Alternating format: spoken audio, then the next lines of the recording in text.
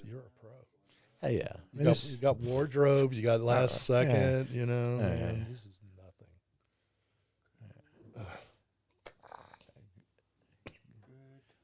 Me and Lizzie gonna be in a movie next month. They're filming on the square. All right, we ready? We're going to start recording live on the mixer in 5, 4, 3.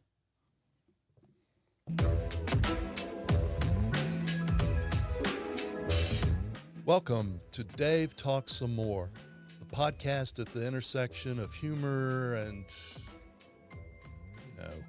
Hey, I'm your host, Dave, and together we'll explore a riveting world of mundane topics with unparalleled indifference. So get ready for a riveting journey through, whatever. This is Dave Talks Some More.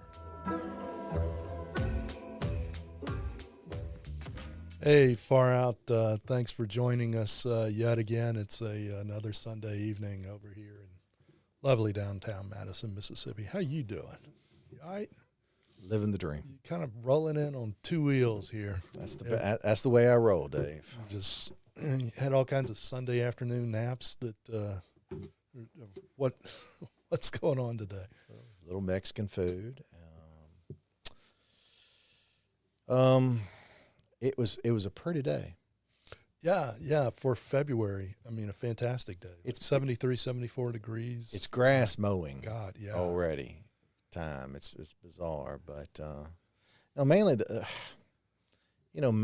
especially nowadays, my days just are full of anticipation. I can't of this podcast. I mean, it's just every minute, every day. Great comeback. Right. So it's really all I can think about, Dave. Well, as well you should. I'm assuming the millions of listeners out there as well. I mean, that's what we've been building on. It's kind of like Yellowstone. It is appointment. This is appointment listening or viewing, whatever it is. I will say that about we try to record this around 5 or 5:30 on Sunday afternoons, and I have the opposite reaction. About 3 o'clock on Sunday afternoon, I start getting anxious, like an hour before trial, when you know you're going to step into the courtroom and the fight's going to start, and you got an idea of how it's going to go. You got an idea of what you're going to say, but you don't know for sure how it's going to go, and there's always a risk of this could go south fast, because there's something that I didn't see coming, or in this case, I ran out of things to say, and we're just looking at each other like, I don't know, you come up with something. See, that's we're so different. I mean, it never even crosses my brain. I mean, it's just in a sense of anticipation. I know we're gonna be excellent. Like to quote the America's greatest philosopher, Will Ferrell, we piss excellence. Oh, well, so, we do. So it's just a foregone conclusion. Well, I'm glad you're having such an excellent Sunday. We've done enough shows now where I'm starting to forget what I have discussed before. But this is. Have we hit the colonoscopy? I'm sorry. All right, so go ahead. Marge is having one on Friday. Should we get her in to talk about it? I think let's get her in Friday morning, like right after you take like the relaxation medicine, where you're kind of like you're awake, but you're not really aware of where you are, and you're just kind of in the fog. Yeah, get her in when she's in the fog, and that'll probably be the most telling interview that she's ever given. If you can arrange it, I would feel good about that. Well, I'll just keep going after that. Absolutely. We've had enough shows where I can't remember everything that I have and haven't talked about. It all blends together now. But I've often thought how much I can't stand January and February, because there's no holidays, it's cold, it's bleak, there's no football, there's no baseball. it's just a 60-day grind from as soon as New Year's Day is over. It is the feeling for me that I imagine school teachers must have when there's about 10 days left of summer vacation, and they're looking at, oh my God, I got 9 months of those damn kids.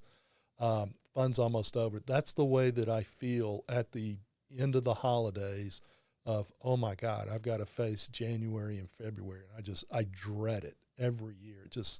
It's this cold, dead March through 60 days. But here we are. It's February 25, I think. Just 10 months till Christmas. And we're, I didn't even notice that. see, Yeah. and we're almost at the end of that long, cold March, getting to the grass is green and people are mowing their yards and there's spring training baseball, and we're going to have March Madness, which means CryCam, my favorite TV show of them all. I've talked about CryCam. Oh, yeah. Well, you lost me on that spring break baseball, all 11 people who look forward to that. I mean, I guess. But, it's baseball starting, hope springs eternal. Do people still watch baseball?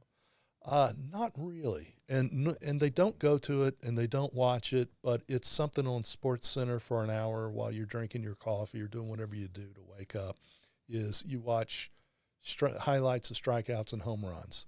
And there's so many games and so many teams and so many highlights that they all blend together. I can't even tell you the last time I watched a Sports Center. It's been probably a decade at least. Well, because it got too young and too hip and way too yeah. It got really cute and annoying. Like talk shows, and like we're going to argue over this like it's some sort of political station, but about sports. And yeah, who's the best point guard in the Western Conference? I mean, who cares? Yeah, I mean, probably I'm trying to think of another person more annoying. Maybe Carrot Top in his heyday, but Stephen A. Smith. Yeah. Sports yeah, dude. Yeah. I mean, is he most annoying human being? Well, a lot of them. I just can't. Again, kind of like watching the news. If you never turn on ESPN, other than while a game is being shown, and mute it.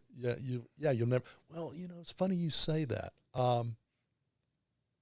It drives my wife a little nuts that when I'm watching a game, I'll mute it or turn the sound way down. Why do you do that? What are they possibly going to say that I have not heard 10,000? I mean, if I hear one more time, field goal's not going to be enough. They're going to have to score a touchdown. Yeah, no kidding. I can count to 3. I understand they're losing by 4 points. I got it.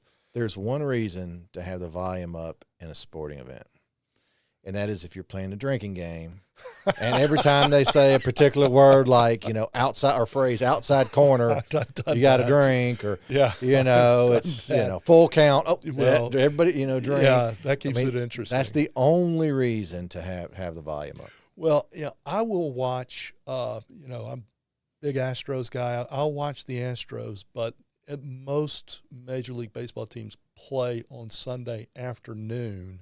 And there's only one game on Sunday night, and that's reserved for ESPN. Talking more bad things about ESPN. They have the ESPN Sunday night game of the week, and I am convinced that ESPN is convinced that everybody hates baseball, and ESPN hates baseball, and they assume that you hate it. Not really sure why they think you would be watching it, but they'll have the most annoying people like Alex Rodriguez get on and say, now that was a fastball. Fastballs, they call that a fastball because that's the fastest pitch that the pitcher throws. And he'll say really helpful things like that, and then they'll have literal cartoons. They have cartoons that show during that broadcast, and it's clearly they believe nobody likes baseball. And they're just broadcasting it, I guess, to fill up 3 hours. I don't know why they do it. Well, I mean, they run out of sport. That's ESPN 1, 2, 3. ESPN College, whatever, and ESPN News, and ESPN News 1 and 2. I mean, it's kind of an overload, to say the least. Yeah, ESPN Plus. That explains why they have professional cornhole leagues with sponsorships, and the guys are wearing the shirts like they're NASCAR, decals all over. I'm trying to enjoy my whiskey, and I got women's college badminton. Yeah. No. Every now and then they'll have something on that's so bizarre that I'll sit there and go, I think I'm going to watch this. Curling. Yes. How did you get? Yeah. It's the greatest sport ever. It's oddly mesmerizing to just sit there and watch the guys scrubbing the ice. Right. And there's your drinking game. Every time they scrub the ice, drink. Oh, God. Yeah. Whew. Yeah, that's a real short game. Yes. Best 20 minutes you ever had in a sporting event. But, anyway, it's a beautiful time of year. February is almost over. This weekend, going to a baseball tournament in Houston. Yes, LSU and Texas and Vanderbilt. And I want to say Louisiana Tech. I'm not sure about that. Some lesser team to round out the foursome.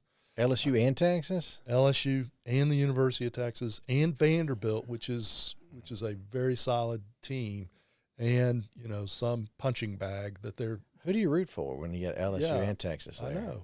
I mean, you're wearing a Texas T-shirt. Well, yeah, it's a funny thing. People have their team, and then they have a backup team, and maybe a couple of other backup teams, and then there's a team that you really hate. We all know who that is. And then there's, the backup hatreds.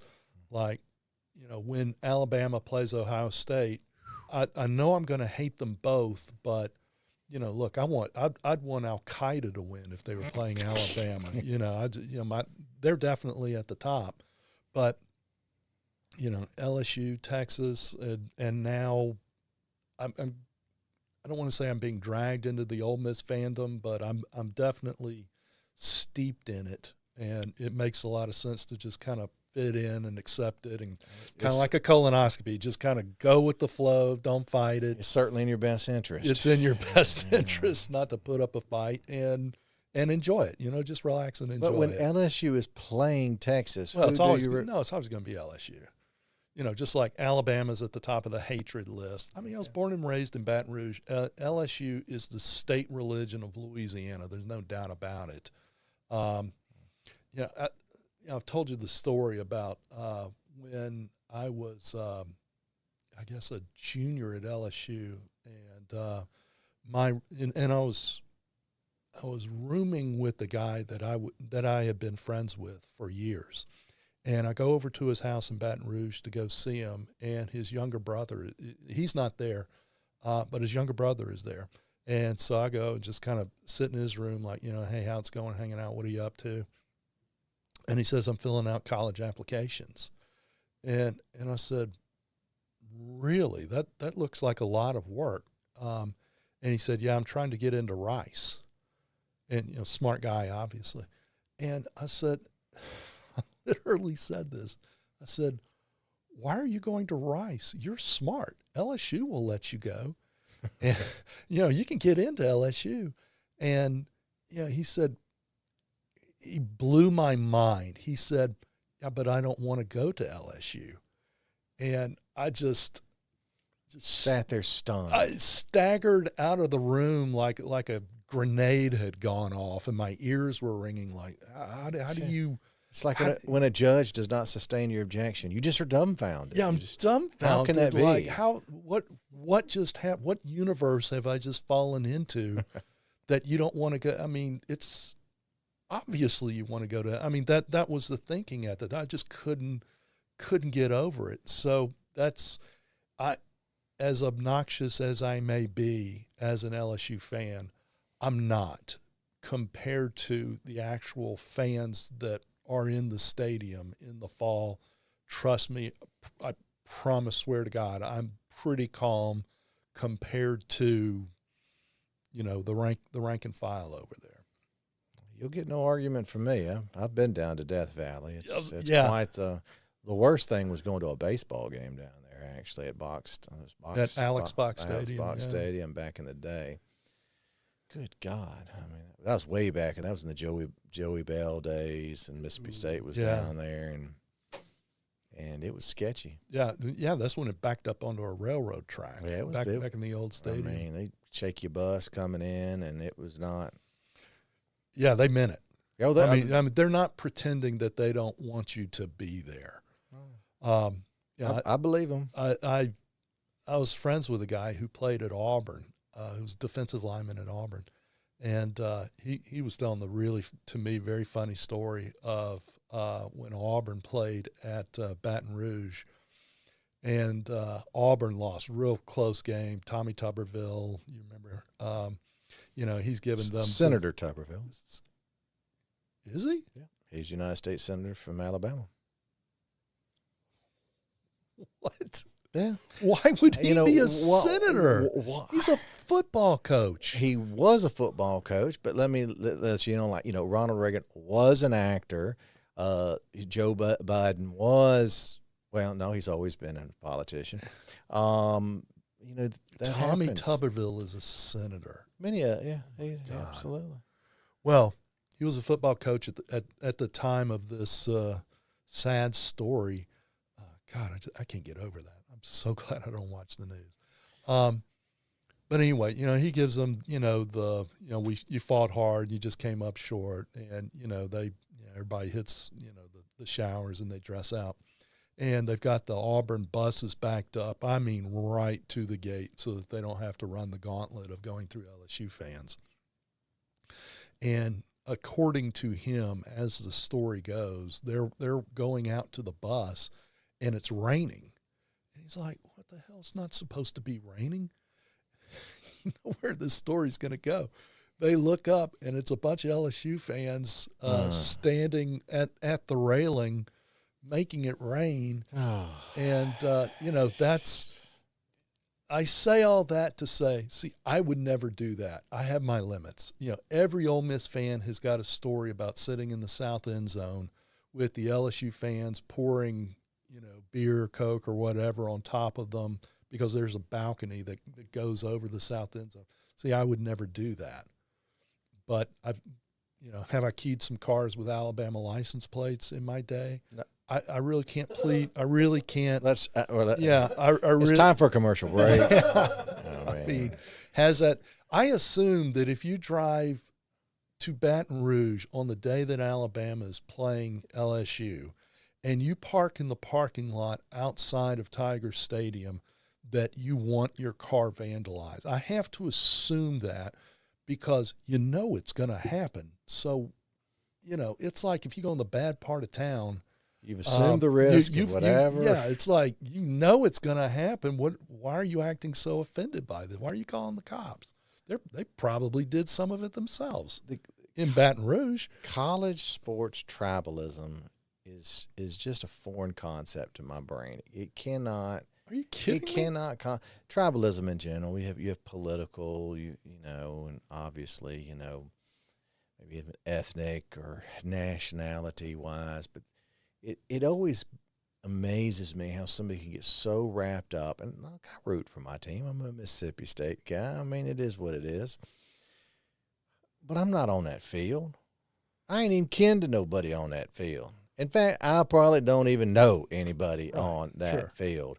And, next year it'll be a whole bunch of other folks, and they're just wearing the uniform, and they were purchased by various boosters or whatever to come play, and I sit there and pay way too much for a ticket, and somehow my Monday and Tuesday of the following week are ruined. Because ruined. Yeah, now look. Bucky's. That's Bucky's lingo. But weren't because a bunch of fellas that I don't even know, I wasn't on the field, lost. I mean, all right. I root, and I'm happy when we win or whatever, but I'm done with it about 10 minutes later. I mean, it's just. Well, okay, but that's at your age and stage of maturity. When you were. I've always been this immature, Dave. When you were 25 years old, are you telling me that you weren't just devastated? No, I wasn't devastated. You were not. Probably drunk. But I mean, but that was when I was 25. I'm not now, by the way. I've reformed myself, and but I could. I mean, it wouldn't have bothered me that bad. It took a tremendous act of will when I was in my 30s I was that old to stop being devastated. No, when I played sports, I was devastated. I'm not talking about that at all, though. Yeah, I totally get that. If I'm not playing, you have to be devastated. If you're playing, how would you not be devastated? Right. I got skin in the game. Yeah. But no, I vividly remember back in Spurrier's heyday with Florida, and it seemed like every year it was, this is the year we're going to beat Florida. We've got them beat. Senator Spurrier, did you not? Come on. I'm just kidding on that. Oh, God. I will believe anything now. Any damned fool can get elected to any damned position come on now. in this country. And, I just, it's kind of like losing to Spurrier. I mean, why do I get upset about it? I mean, just accept that anybody can be elected to anything. God knows how it happens. Legit or illegit, it just happens. So, calm down. It just be that way. But yeah, I remember just dying because I thought, this is the year we're going to beat Florida. We got all the, had it all figured out. And then, Florida would win by 35 points or something. And it wrecked me. Absolutely wrecked me. Tom Osborne, who coached the Nebraska. At Nebraska, sure. He got elected representatives from Nebraska back in the day. Obscure political knowledge of sports people going into national office. But Tom Osborne's another coach. Well, Sonny Bono was a laughingstock when he was elected to the House. Absolutely. And then died by skiing into a tree. And which, by the way, is a lesson worth noting. Well, I'm not skiing. Yeah, well, ever. I'll laugh at Sonny Bono all you want. He's a smart guy, actually. But he got with Cher and fathered a child with Cher back in the day. So who's laughing now? Well, yeah. What is that? He apparently had a lot more game than he did. Most people. He absolutely did. He's an American success story, and so I mean, it's just. No, anybody can get elected. I guess that was the topic of the Sonny Bono deal. Well, apparently. But yeah, not that I want it to be the football show, although football, talking about football in February has got to be the most deep South thing that there is. I mean, it's in any other part of the country, it would sound crazy. Down here, it's the most normal thing in the world. For example, LSU has their Tiger Athletic Fund. Ole Miss has their M Club. Mississippi State has, I think it's the Bulldog Club, which is we're kind of the university, but we're kind of not the university. And you know how you want season tickets? Did you remember to make your brutal contribution to Tiger Athletic Fund? Well, do you donate? Well, I have season tickets. My brother and I split season tickets at LSU. So if you want the season tickets, and they're good seats. They're fantastic seats. So Tiger Athletic Fund expects a little jingle in February. So we got the call, and then we did the incredible Deep South ritual of splitting the games. What game are you getting? What game am I getting? Which means you have to go check not just the LSU schedule, but for me, I've got to check the Ole Miss schedule. Because, God forbid that I'm double parked and, LSU's playing Alabama in Tiger Stadium and Georgia's playing Ole Miss in Oxford. That would be you got to do better on that. Suboptimal. I have heard your wife's story about you standing up in the middle of an Ole Miss LSU game at Ole Miss. Yeah. Screaming at the top of your lungs for LSU. Sure, of course. With your LSU gear on. Yeah. Yeah, in the midst of Rebel Nation or whatever they call it. Yeah, that happened. Oh, I believe Bonnie when she says it. I can see it in her eyes. Yeah. The pain. Yeah. The agony. Well, the shock. The shame. The shock. She didn't know that I rolled like that. Oh, she learned. She learned fast. And but yeah. Congrats. Yeah. So, anyway, we're doing the thing where we're splitting up the tickets and who's going to go where. And that just kind of coincided with us getting a wedding invitation for a couple that's getting married in September. These are Mississippians getting married on a Saturday in September. Do you see anything wrong with that? Because we both immediately were like, what? Do you not know better than to do that? As it turns out, I checked the schedule, the first 2 Saturdays in October, all the Mississippians are going to be getting married the first 2 Saturdays in October because Ole Miss is not playing in Oxford, Mississippi State is not playing in Starkville on those 2 Saturdays. So it's kind of if you want to get your fall wedding in, you've got 2 Saturdays to do it. Really? Is that a real thing? No, that's for real. The first two Saturdays in October both of them are either idle or on the road. So I am positive that I will be sitting in a church on both of those Saturdays. And if the bride and groom have any damn sense, they're going to have big screen TVs flanking the ceremony.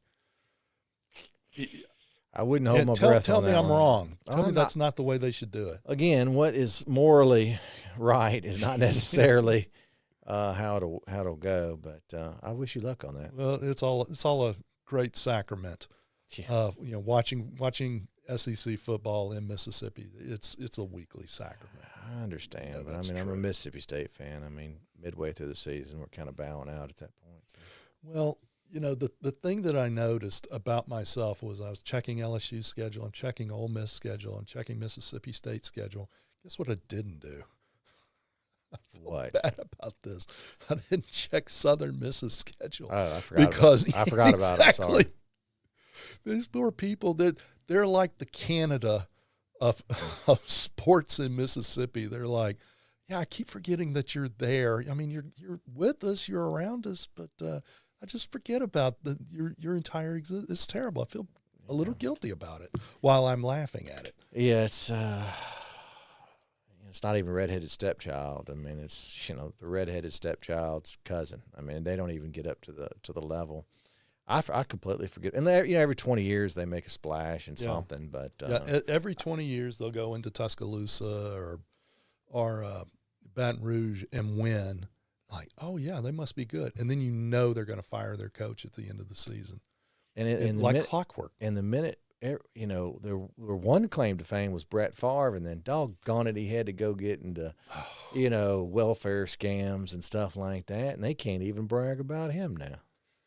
Are you following the AG state auditor? Thing just enough to know enough to be dangerous, but there's really not a whole lot to follow once you get past the welfare funds for volleyball stadiums. But on one level you go, okay, I understand, but if it wasn't all this federal money for welfare stuff or COVID money or all of it, you talk about some selective outrage. That has hit the bottom of a lot of fellas' pockets in a whole lot of different ways, sure it does. In a lot more well done way than Brett Favre and the former governor did, and that was clumsy. The good operators get it into their pockets a lot more succinctly. The law that turned TANF funds into state welfare funds into kind of a slush fund if you want it to be that way. With no oversight, just block grant kind of deal. Here's $3.5 million. Yeah. Knock yourself out. But that law's been in effect for quite a while, way before Phil Bryant and Brett Favre started thinking about it. And I'm curious that nobody's going back to all the earliest days of the block grant. Absolutely. And I make no accusations because I don't know how the money was spent before, but surely somebody would want to poke under the covers and see, where all the checks went and how did all that roll. Well, They might not want to, but they should. Well, but I mean, yeah, there's too many. You know how they do it. I mean, they spread it all around. They get everybody compromised. Yeah. So nobody's going to go yell. Exactly. I mean, you're basically ratting on yourself at some point. And you also wonder if the problem has been fixed, if enough fingers have been burned, so that current administration says, you know what, maybe we need to play this straight, because to my knowledge, it's not as if the monthly TANF check has gone up tremendously since Mississippi Today broke that story. Yeah, I just want, I make no accusations, but I truly wonder how all that's going. Well, I'm tempted to make accusations, but I'm not. Okay. Well, all 17 listeners, I don't want to let the cat out of the bag. But no, it's just a bunch of crookedness. I mean, if they looked under the hood, they'd see a lot. But there's no way that federal money should. I mean, why in the world is money getting just handed to folks to train people, to volleyball stadiums, to even child support for that matter? It just doesn't even make any. Or Nancy News, families first deal where she got indicted. I mean, it was just bad mansion. No oversight whatsoever. I have no idea what the state legislature does down there for a couple months. I don't have a strong feeling of what's the outrage thermometer over the whole TANF misappropriation. How mad are people really about it, especially if the ultimate victims of it are just poor people. And they're really not even victims. There's so much money. It's just, sure they're victims. How were they victimized? Well, they're victimized because the money is a set aside for them, and they don't get it. Well, it's not all just TANF monies. I mean, it's just here's all this federal money to help poor people or people in need. It's not even poor people. It's people in need, and they didn't get it. Right. And that makes them, I'm not a big fan of the word victims, but they are the ones who ultimately, I think lost out. The taxpayers are the victims in this case. Taxpayers Obviously weren't going to get the money back. Well, they should have. That's my point. Well, that's like saying that the block grant should not have been made in the first place. Correct. Ooh. Correct. Ooh, I'd be real. There is no need for a block grant. What are you talking about? If there is a societal desire, or a political desire for that matter, to assist very poor people for their sustenance, I don't dispute that, then do it. That is as simple as a check to a poor person, if that's what you want to do, or a voucher for food for a poor person. Do it. That is a very easy, and that's what we've been doing for about 100 or 200 years in this country. We are not bad at welfare. We can absolutely provide welfare to poor people. What this was done is some sort of just huge sums of money to let state legislatures figure out ways to, and it's tied in with COVID money and all that matter, just to help. And what it became is a huge slush fund, like you said. I don't know that ever needed to happen to begin with. The taxpayers should have. Well, it's not even the taxpayers. They print money up there, so I don't know that what they're doing. But yeah, I mean, ultimately, it might be more money borrowed from China. Exactly, I think you're right on that. But the history of it is the way poor people got money for the first 200 years of the Republic, nearly. Was charity and charitable institutions, primarily churches. That changed with LBJ's Great Society in 1965, is when he started creating what ultimately became Aid for Family to Dependent Children. And that's what they did, exactly what you just said, was they sent people checks, they sent people food stamps. We can do that. And the states weren't involved in that. The states had administrative responsibilities, but for the most part, it was a flow-through entity. The state was a flow-through entity. That changed with Clinton when he he changed the arrangement. As I recall, it happened under Clinton. They changed it to, instead of saying we're just going to send a check, we're going to send checks to the families who the state qualified. We're just going to send a block grant of $65 million or whatever it is to the state, and with very little oversight, with very few rules. That's why you're not seeing a whole lot of indictments coming out of this, is because if there's no rules on how you spend the money, then, quote unquote, misspending the money is not a criminal act. It's just, we're not giving that money to poor people, and so they don't get they get very little rental assistance, food assistance, our paychecks. And that, to me, that it's not a crime, but I don't comprehend why the outrage isn't as high as mine is, because it is outrageous. I don't know. I mean, I don't know that they got less. They might have got not more. Oh, they absolutely got less. Yeah. I mean, there's no doubt about it. If you compare, we'll debate it next week. Okay, I'll go look it up. All right. Well, I'll change the subject completely to the subject to going and drinking whiskey. You're right. We never run out of topics. Oh, now hold on. So, and that's a whole podcast, is it not? Well, it could be. I'll tell you this story. I'll remind you of the story. It has been known to happen. Does it involve me drinking whiskey? Yeah. Oh boy. Buckle up, folks. In a way, it has been known to happen that once we vacate the premises here, we go find a place where adult beverages may or may not be served. It's the post show.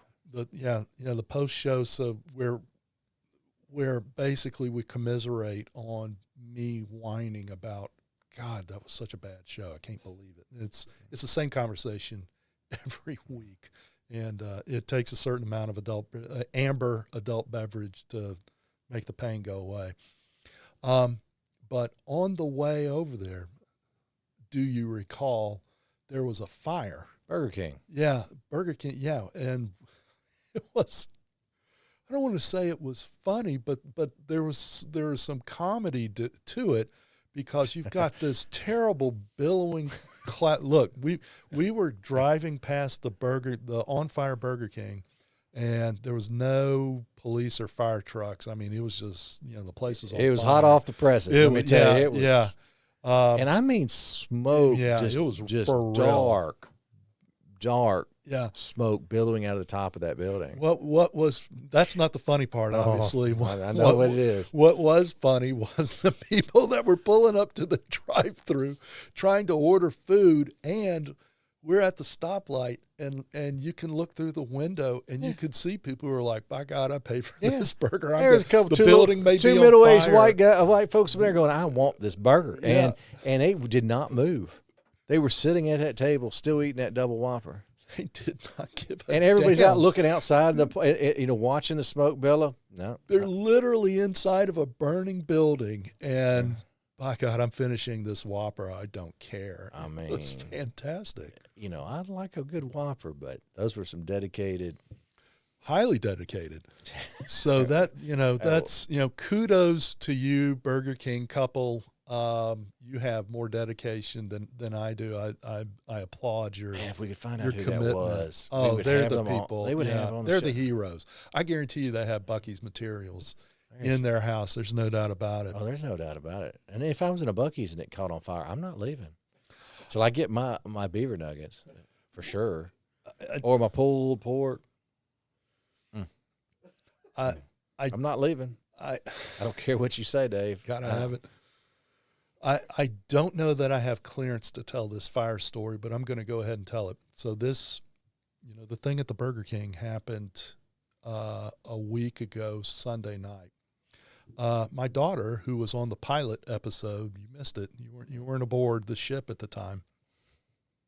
She is a resident physician in Louisville, and Monday morning, the morning after the Burger King fire in Louisville, Kentucky, she wakes up at 6 a.m. with the fire alarm going off and somebody banging on the door, and she wakes up and there's smoke in her apartment. and she's having trouble breathing, and she's got enough sense to just grab a blanket, throw some shoes on, get her keys. She doesn't even take her phone. She goes for the cat. The cat runs away because the cat's freaking out. And again, she has a sense of mind to say, I'd probably spend 10 months chasing this cat down, by which time we'd both be dead. She's on the 4th floor of a 4-story apartment building, which it turns out is for real on fire. And she gets out, and so to make a long story short, the apartment building burned down to the ground. It is a total loss. The 4-wall shells are there, but 2 hours later, you could see on Facebook Live, smoke. I mean, just coming out of all exits. And I know the building. I moved her into it, and I'm looking, and I'm like, that's her window. That is the window, and smoke is coming out of it like a Hollywood movie. And so total loss, lost everything. Lost my mom's 1965 piano that we moved in there. Oh, man. Didn't see the cat. Cat has not been seen again, and it's all gone. How's she doing? I mean, that's scary. It's really scary. I gotta, that happened at 6 a.m. At 7 a.m., 7 or 7:30 a.m., I'm driving to work, and of course I don't know anything about it. And I get a phone call from some Del Rio, Texas number, which I know people in Texas, but nobody in Del Rio. And I get so many of these, spammer calls that I'm like, I'm not answering that. And then I get a text message where, hey, this is Maggie, and, tells a little bit of the story. And so I call her up. I'm like, oh my God. And, they had 3 fire trucks there, and they were just pouring water in. This is Monday morning. And they were still there Tuesday morning trying to put the damn thing out because it was still sparking a little bit. Apparently some HVAC unit was having electrical problems, and it just decided that it was going to commit suicide in the most spectacular way imaginable.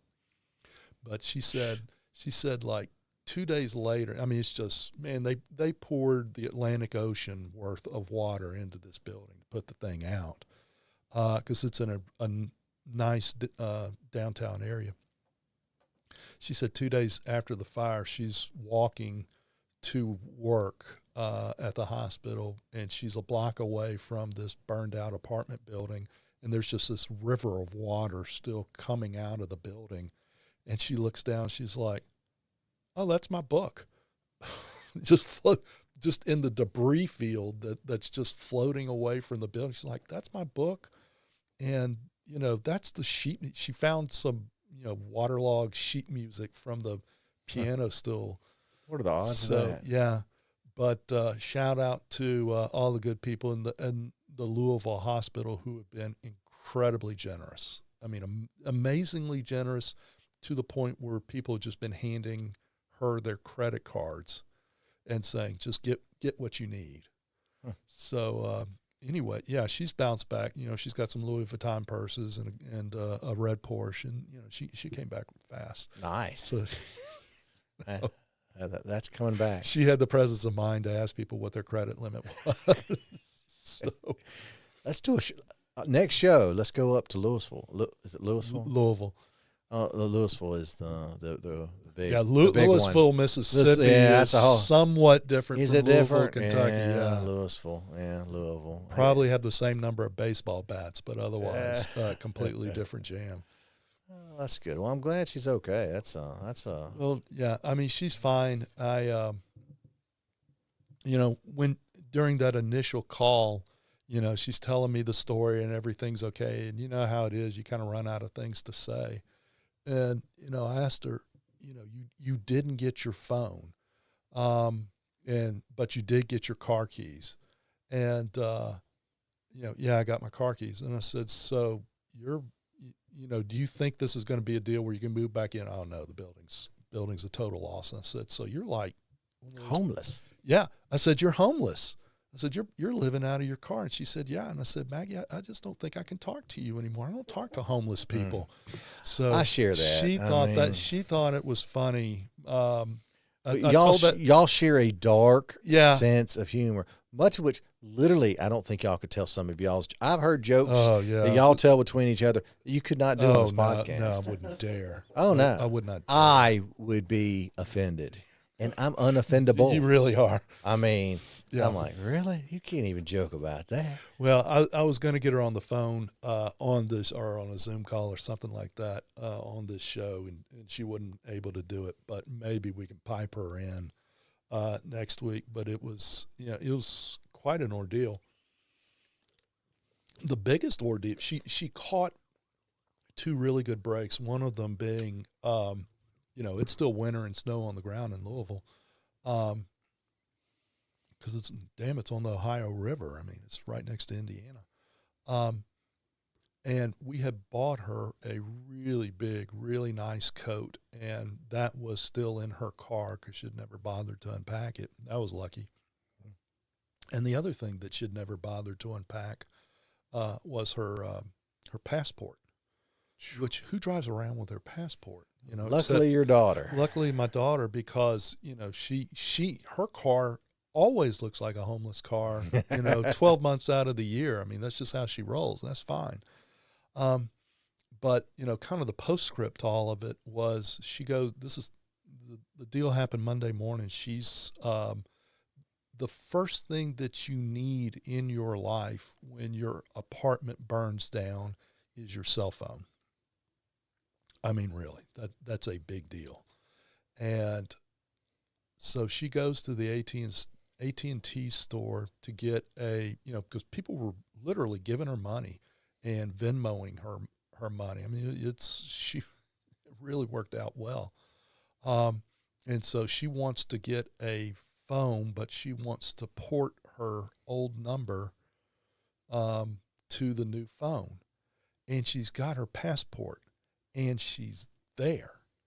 And AT&T is like, okay, Al-Qaeda, you're not going to trick us. There's no way you're going to, we're just going to give that up to you. Because, she got this phone when she was in high school, like everybody does. And so the account had been in my name, and then it had been in her brother's name. And, so you got all the passwords and the passcodes and what emails associated with this. And we're going to send a verification email to, her brother who's working in a nuclear lab. He's got better things to do. It's just this. I'll say this. Monday was President's Day, and I took the afternoon off, and we went to Oxford. I'm 30 miles south of Grenada when I get the phone call from her. Hey, I'm at the AT&T store. They've put a fraud alert on my phone number, and I need you to call them and take it off. And from 30 miles south of Grenada to on the far side of Oxford, think about how far that is, how long of a drive that is when I was finally able to get them to say, okay, we're moving the number over. So, thank you, AT&T security. You're really, she's obviously Hamas. I don't know how they were able to see her, that she'd shaved off her beard in the fire, but, they knew. She sets they off could all the alarms on. They knew. That's probably where it'd be good if you had one of those watches. You'd have the watch, so you could always use. I mean, I don't understand those watch things, but I mean, I guess that in that case, if you have it on your wrist, you don't have to worry about it. Well, getting burned up. My son just bought one for $800. Sure did. Well, does it have all the bells and whistles, or is that just the standard Apple I'm Watch assuming price? It cooks you dinner and irons your clothes and all that kind of stuff. No, I mean, really, is that how much an Apple Watch costs now? No, if you get the top. How much was yours? Top of the line. Yeah, Daniel's got one. How much was yours? I mean, you spent $800? My God, what does it do? What's so great about it? You finance it, so it's like $22 a month. Well, but you're financing $800. What is so great about it that you didn't blink when they said it's going to be an $800 investment? What does it do? It tells time. I get that. Well, I physically drove to the AT&T corporate headquarters and threw cash at them. I wanted it so bad. Well, What's you know, so great he went and about paid. He actually went and paid the $800. He just went and bought the thing. He just got it. And I'll tell you what. And conversely, my son's name is Daniel. So I guess Daniels love these darn things. But you know, he works out a lot. So it helps, you know, it does all biometrics. It measures your sleep, calories, heart rate. I mean, just it's just a little computerized little thing there. But Blood oxygen level. Right. Like how could it possibly tell you what it does. I don't They're believe and they're accurate too. I tested it at a hospital. I did. I tested it. I'm with you, David. I think half this crap is crap. They're just making up numbers, Throwing it out there. I mean, I just don't know. I mean, but yeah, it'll tell you all sorts of stuff, you know, and you know, I guess it's accurate or not. But that's why he wanted it. He just it just keeps up with all that stuff, and he just really liked it. That's all information I don't want to have. I don't care. You know, the first bit of information is when I get up in the morning and there's these giant mirrors in my bathroom. That's the first piece of information that I absolutely don't want. I've got scales that sometimes I'll force myself to stand on. That's another piece of information that I won't, that I don't want to have. And it's just, there's nothing about my biometrics that I want. Yeah, information is the enemy in many, absolutely, instances. yeah. But you know, I do. But at least 2 or 3 times a week, I catch myself. I'm in the middle of an afternoon. I go, damn. I wish I knew what my blood oxygen level was. Well, who wouldn't? I mean, don't you? Yeah. Let's go. I don't know if I can. It's better than knowing your blood alcohol content. Yeah. I think it might be able to tell you that. I don't know. Can it tell you that? No, but I bet it can. I mean, yeah, it can do. It's a neat watch. Now, I will never be the guy who pays $800 for a watch. I'm not the guy that's going to spend $100 on a watch. I am cheap, and I don't do that. But he's worked very hard for his money, and he was very, very apprehensive about getting it. And I even said, look, you know, I say get it. I mean, you work very hard. He goes to college full time. He works about full time. He saved up more money than he can stack cash. Yeah. I mean, he go buy a car for cash right now, and he's 20. And so I said, I mean, come on, you know, go ahead and splurge a little bit. And, well, yeah, it's a shame that Maggie did not have an Apple Watch. That would have saved just a lot of time. But, you know, the other problem was you have all these subscriptions that are running through your phone, and God only knows when you signed up for them. God only knows how much they are. They hit your Apple account, and they're adroit about interfering with your daily life as little as possible while they take the $3.99 a month or $29.99 a year. If you want to see all hell break loose in your life, here's a fun experiment. Try to cancel all of your subscriptions to all the stuff that you've knowingly or not subscribed to in your life, and all hell will break loose. Your life will come to an end. You know, I told, you know, this was the other joke I told Maggie when we finally got the number ported over. I said, the news that the moral of the story as far as AT&T is concerned is you're better off dying in your bed in a house fire than having to deal with their subscriptions and their security and all this other stuff. it's a close call.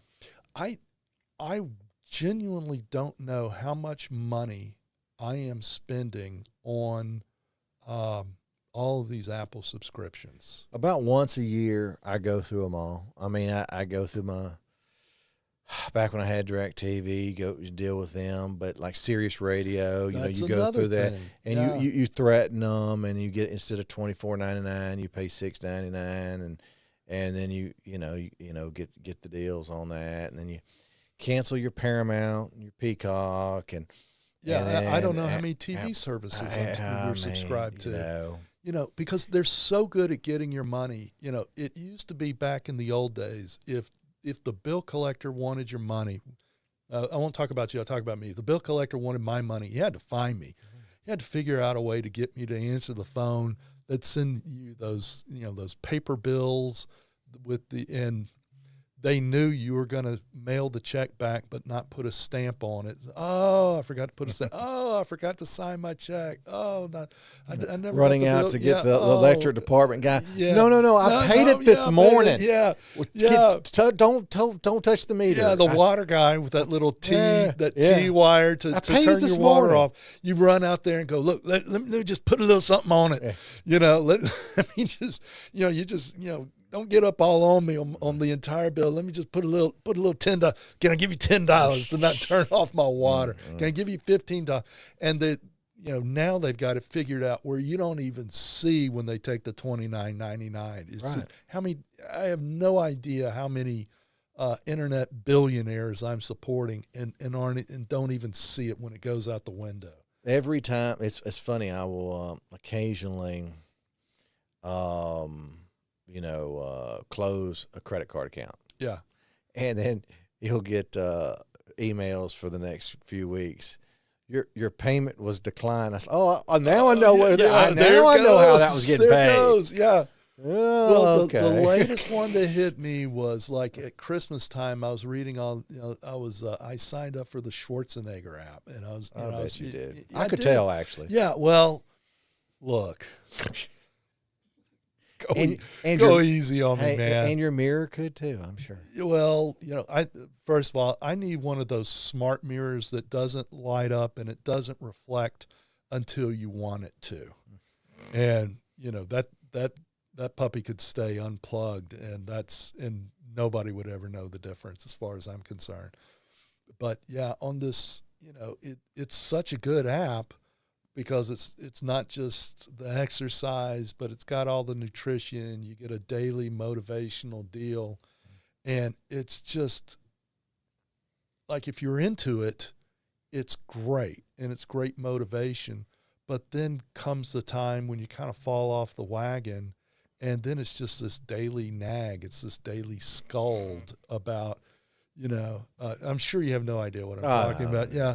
But like I'll do the thing where it's like a wife on your wrist or something. Yeah. If you had an Apple phone, it'd be like, well, it's you're not exercising today. Yeah. Oh, I get the daily. You didn't close your movement ring. Let's try again today. And I'm thinking, can you not take a hint? I mean, my God, it's been 120 days since I've moved the move. I mean, please, can we let it go? But, I'll do the thing where in the morning, I'll wake up and I'm like, this is going to be the day. I'm going to do right. I'm going to have a protein shake with bananas and strawberries and protein powder. And, I'm going to drink 3 bottles of water in the morning. And I do. And I drink and I have a healthy, low-calorie protein bar for a snack at 10:30 in the morning. And then at noon, I'm going to eat a salad with the dressing on the side and, drink some more water. And then at night I'll go out with Bonnie and I'll get the chicken salad and, again, with the dressing on the side. And I do everything right. But about 10 o'clock at night or at midnight, my wife will wake up and is like, do we have raccoons in the attic or something, and she'll come to the kitchen, and all the lights are out. But she'll see I've got a bag of Cheetos in my lap and a bowl of ice cream, just I can't take it anymore. And she'll turn on the lights and I'll go, just go away. I mean, you can only hold out for so long before like a gremlin when you turn the light on. Yeah, it's like you can only hold out, and then it's like, to hell with it. I'm catching up all the calories and then some that I went without, and then the next morning you get the daily motivational, and I'm like, I can't. I need to take a knee for a week before I get back, or a month before I get back to doing. But still, they get their, I don't even know what it is, $9.99 a month, for me to send me an email that's just like, I'm not even going to open this. I can't. Arnold, deal with it it. would be so disappointed. Or that was my. Let me try to do my Arnold. That sucked. Try again. Try again. Somebody help me. I'm very disappointed much better. in you. Much better. Let me hear yours. No, I've never. He probably tells you that every damn morning, so you can repeat it. So I know that. You are still sucking so bad. Yeah. But that's the only. I had the big version. That I did the Atkins diet in law school, and I went a whole summer. And I swear, when I say I did it, I did it. I mean, to the T. I didn't have a dead gum carb the whole summer. And one afternoon at 3:00, I lost my mind. And I remember it. I mean, I was at law school. I mean, I was getting out of class, and you just snapped. I snapped like seriously, like climb water tower snap. I mean, it was that. It was really. It was bad. Shooting students from the bell I did tower. Not. I said like it, not absolutely analogous. I mean, and I drove to the McDonald's on the corner of State and Fortification Street. And I mean, I drove there fast. And I went through the drive-thru, and I got 2 biggie fries, a filet-o-fish sandwich, and a double cheeseburger.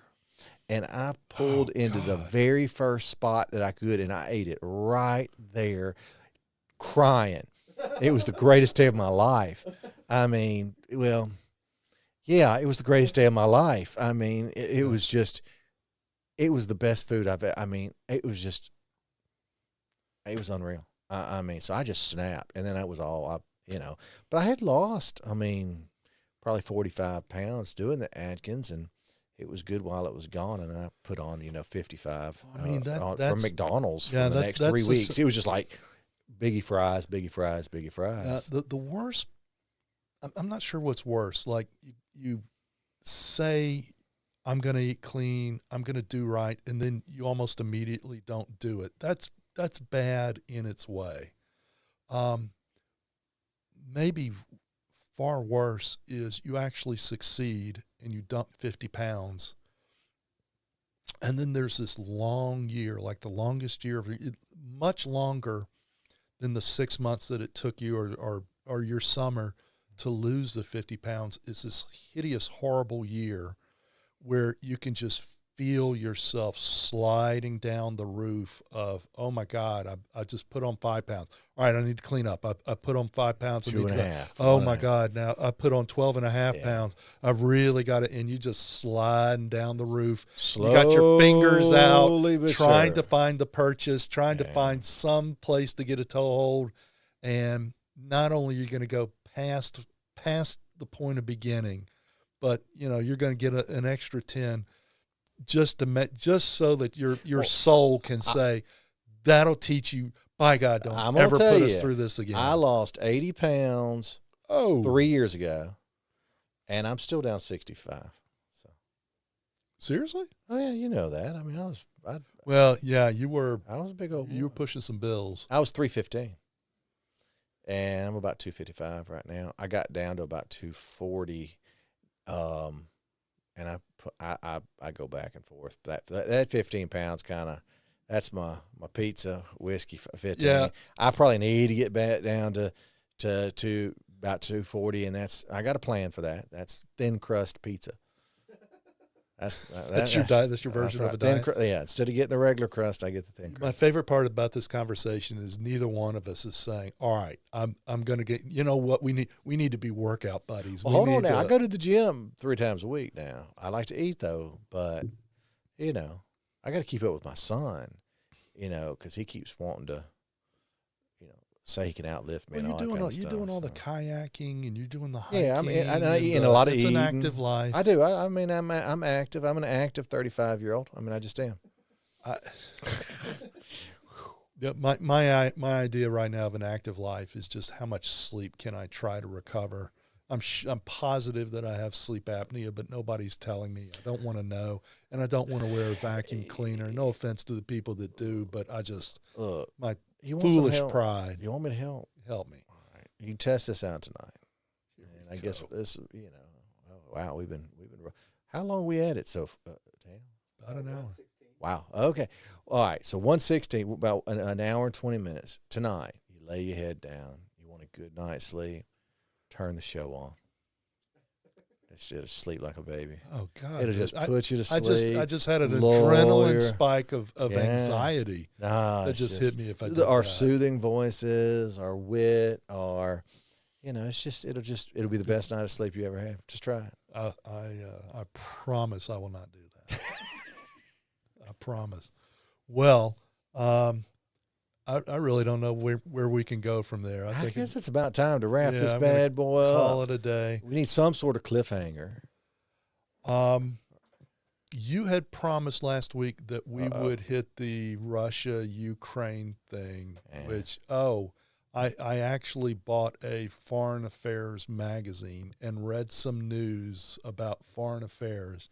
First time I looked at any version of the news, and I was about an hour and a half into reading articles, and I was like, I don't think I want to do this.